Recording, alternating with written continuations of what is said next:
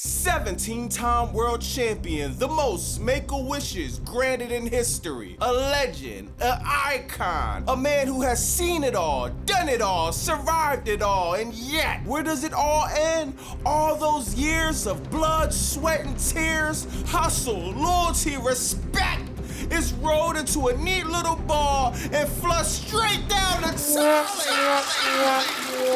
And who do we have to thank of this masterpiece of incompetence?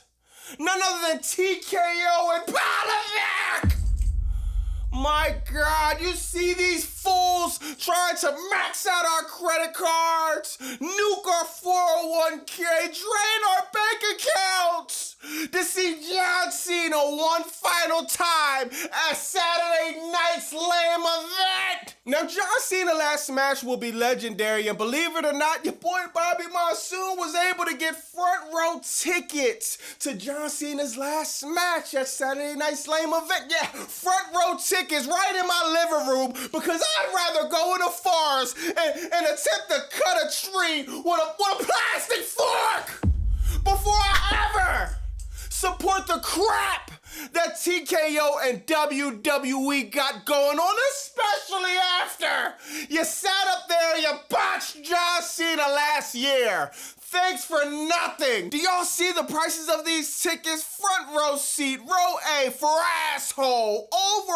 $11,000. Second row, row B for botch, $9,500, and we're pretty sure that Saturday night's lame event will be filled with botches. Then you got the fifth row, row E for evil, the evil corporate executives at TKO, $6,500. Give me a break. Man, these prices is crazy, and do you even see the poster? Look at the poster. John Cena's in black and white with his head down because he could never imagine his last year in the WWE being this bad. The worst heel turn of all time. Turned face out of nowhere. Travis Scott helping him win his 17th title. AJ Styles in a random match with John Cena at Crown Fools. Man, this has been the botch of the century. Now, the pricing for John Cena's last match is raising a lot of questions, and the main one is, does WWE really think charging $11,000 to watch John Cena's last match is gonna help TKO get out of $3 billion of all? $11,000? I don't even got $11 in my wallet. Does WWE really think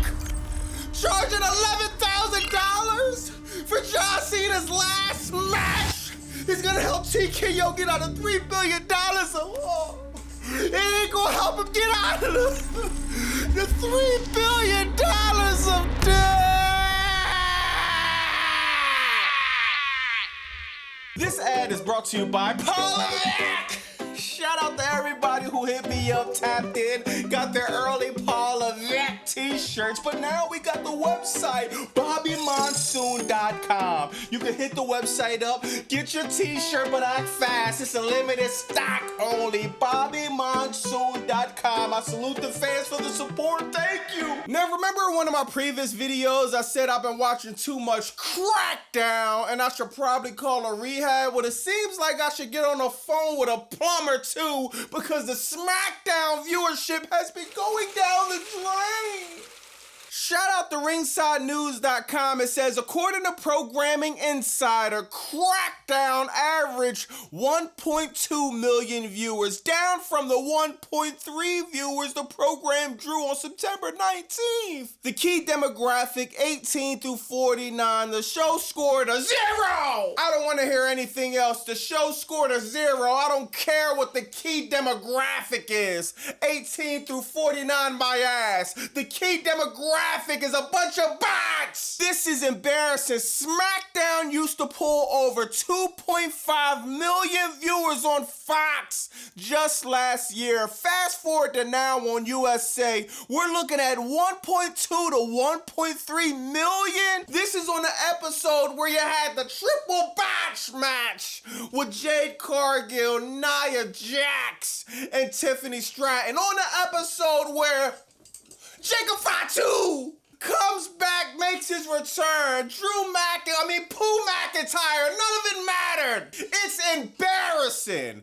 The decrease of viewership is about as surprising as waking up in the morning and seeing the sunrise. It's about as surprising as driving your car all week and you need to go to the gas station to fill up your tank. It's as surprising as Parliament sleeping in Gorilla and in the middle of a SmackDown, Raw, WrestlePalooza, Crown Fools. I don't want to hear one person calling me, texting me, hitting me on IG, Instagram, or in the comments telling me I'm over-exaggerating about the crap product we're getting anymore. I've been watching professional wrestling over 35 years.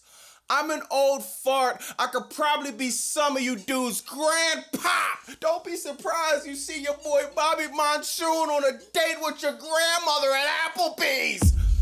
I know what I'm talking about. I know what I'm watching. This is a circus act that WWE is putting on week in and week out. In other news, you got a lot of people asking, where the hell is AJ Lee happy ass, man? People are bringing signs to events. I paid to see AJ Lee. We haven't seen her in a decade. They said she was gonna be around long term. But man, the last time we seen AJ Lee, she was practicing for the swimming Olympics. Y'all remember the windmill punches she was throwing at WrestlePalooza? She was throwing these punches like this, like she's trying to win the gold medal. What the hell was that?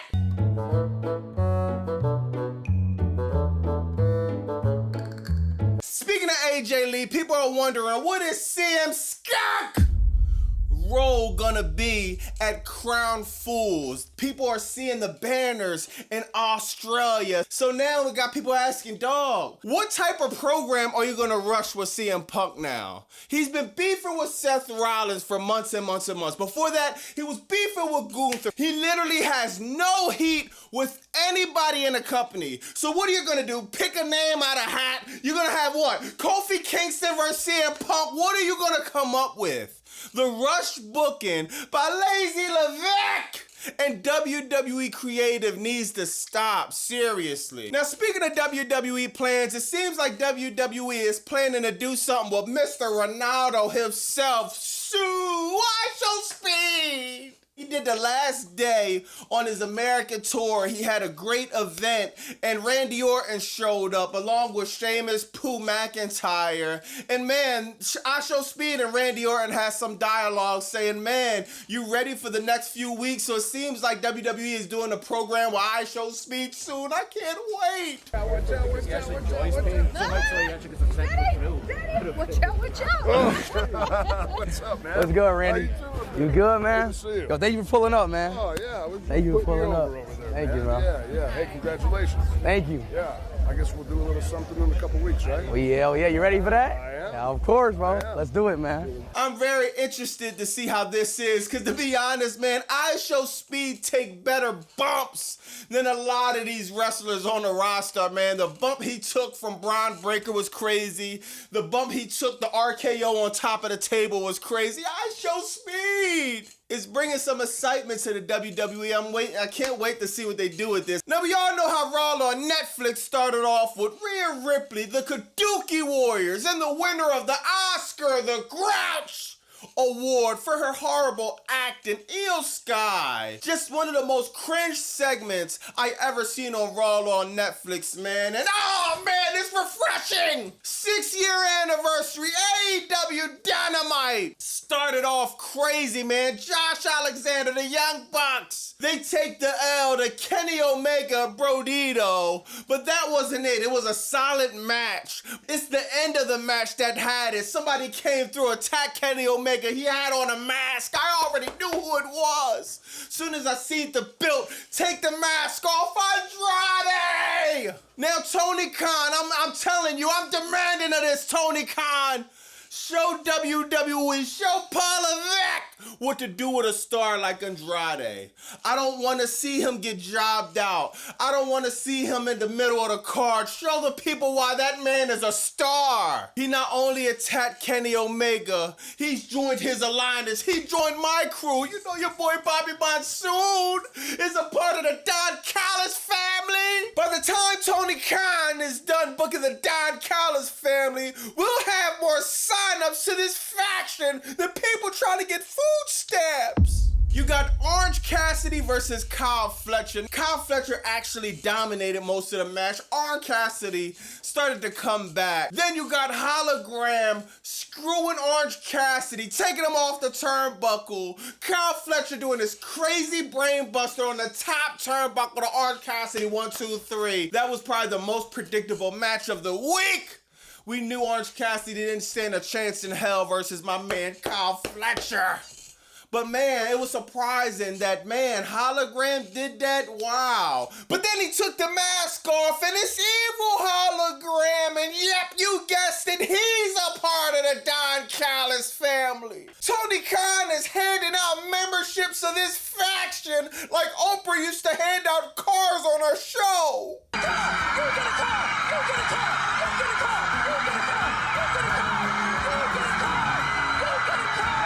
After that, you got Hangman Adam Page and the Ops going over the Death Riders, man. But yo, the crazy thing about this is it was building a storyline. Hangman Adam Page was about to walk out the ring. He kind of shrugged Samoa Joe, but not really intentionally, but kind of. Samoa Joe like, yo, what you doing? They start arguing back and forth, man. Before you know it, you know Hangman Adam Page, the fighting champion, he goes in the back. He says, Wrestle Dream, you think you could beat me? You think you could take me on one-on-one for the AEW Championship? Wrestle Dream. Samoa Joe versus Hangman Adam Page. Now, I gotta be real. This did come out of nowhere. Nobody expected Hangman Adam Page or Samoa Joe. It came out of left field, man. But then again, we're gonna be getting a good match out of that. I just want to see more storyline getting built from this, seriously. It came from out the sky. And we gotta keep a spade a spade. This whole coming out the sky booking is kind of annoying. I like to see feuds get built over at least a month, man. I feel like Wrestle Dream is only in like 2 or 3 weeks. I just hope Tony Khan starts booking this really fast and make this something we really want to see, man. Nobody really thinks Samoa Joe is going to beat Hangman Adam Page. It seems like another predictable match if you ask me, but who knows? Let me know in the comments what y'all think about Hangman Adam Page, Samoa Joe at Wrestle Dream. After that, you got the mixed tag match. Darby Allin, Chris Statlander, Wheeler Yuta, Marina. She had this crazy spot, like I mentioned earlier in the video. Yo, bro, she got put on tacks on bare feet. I know that has to be excruciating. Shout out to her for that spot. This was a cool mixed tag match. Darby Allin and Chris Statlander go over on the match. After the bell, Tony Storm confronts Statlander. They lock eyes. Then it breaks out into a brawl. Meanwhile, Darby Allin takes his belt off, starts whipping Wheeler Yuta. Out of nowhere, Pac comes in the ring, starts beating the crap out of Darby Allin, choking him with his own belt. That's when Jon Moxley comes out, grabs the mic, tells Darby Allin he doesn't know how he's gonna do it. But at Wrestle Dream, he promised he's gonna make him quit in front of the world. Let me know in the comments what y'all think about that. What do you think about AEW's 6-year anniversary Dynamite? Wrestle Dream is starting to build up to be a solid pay-per-view. What do you think about Crackdown? Viewership going down the drain. Oh, and who in the comments is rich as the green shirt guy and gonna be spending that $11,000 to be front row for John Cena last match? Like I told you, I'll be front row. It'll just be front row in my living room. I'm sorry, I won't be spending 11 cents on WWE from the crap they're producing lately. Sorry. Also, let me know what you think about Ishowspeed, Randy Orton. They will be doing a program, so I wonder what that's going to look like. Let me know in the comments what y'all think about that. It's your boy, Bobby Monsoon. To like, comment, subscribe. Bow!